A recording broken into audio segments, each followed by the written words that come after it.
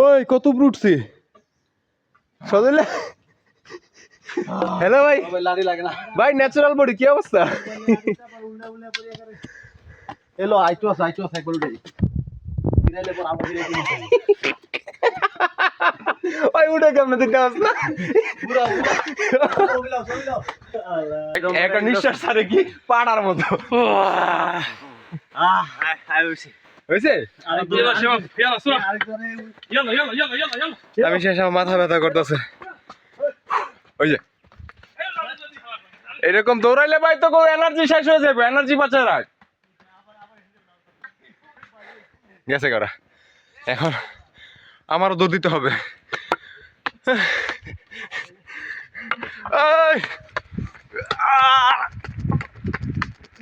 পানি রেডি কর।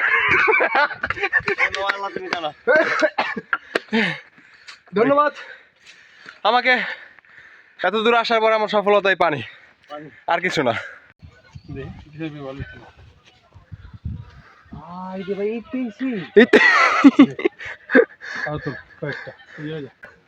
ভাই লাইফের ফার্স্ট টাইম পাহাড়ে উঠলাম। ছিল, আশা ছিল, স্বপ্ন ছিল, আসছি, সফল হয়েছি নাকি।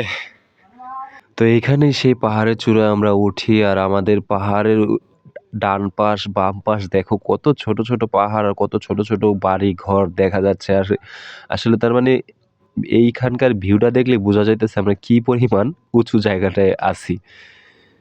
এইখানে যত বড় বড় পাহাড় আছে সব থেকে বড় উঁচু পাহাড়টাই এখন আমরা অবস্থান করতেছি।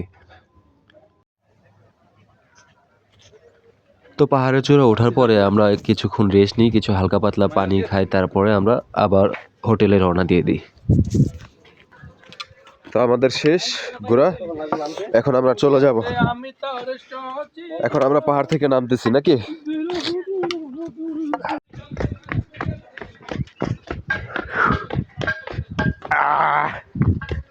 বাইকের গতিতে যাব।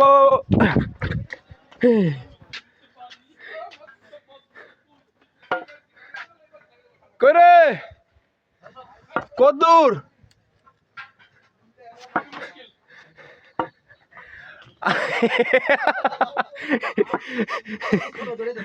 দুইবার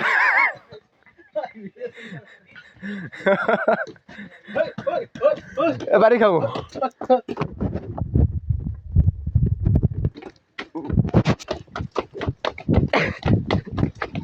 বেটা শর্ট বেটা R15 প্লিজ।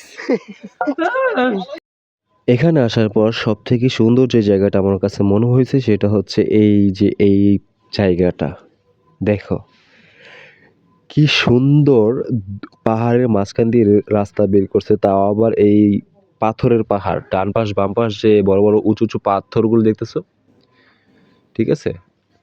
আর এখান দিয়ে সিঁড়িগুলোর কারণ হচ্ছে তোমার এই পাহাড়ের চূড়ায় আবার একটা মন্দির আছে, এটা হয়তো বা চন্দ্রনাথ মন্দির, আমি শিওর না, এরকমই হবে। আর দেখো পাহাড়ের সাইড দিয়ে সুপারি গাছগুলো, অন্য যে গাছগুলো আছে সব পাহাড়ের ঢালুতে।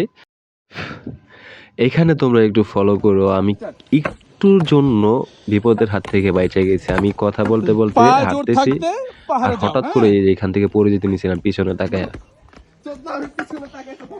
আর নাকিব ভাই পিছন থেকে চিল্লাইতেছে দেখা চল। কয় কোটি কয় লাখ ভিডিও ছবি বুঝে একজনেরই এই চিন্তা করতে। তুই নাম বলে নাকি কই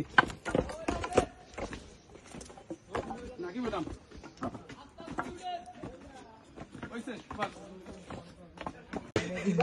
এখানে কিছুক্ষণের জন্য আমি কুম্ফু মাস্টার হয়ে গেছিলাম। যাই হোক, এখান থেকে আবার আমরা রওনা দিয়ে দিব কক্সবাজারের উদ্দেশ্যে।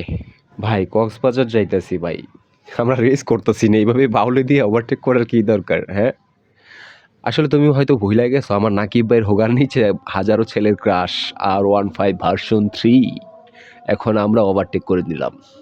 এভাবে হাসি ঠাট্টা করতে করতে পুরো রাস্তাটা পাড়ি দিয়ে দিই।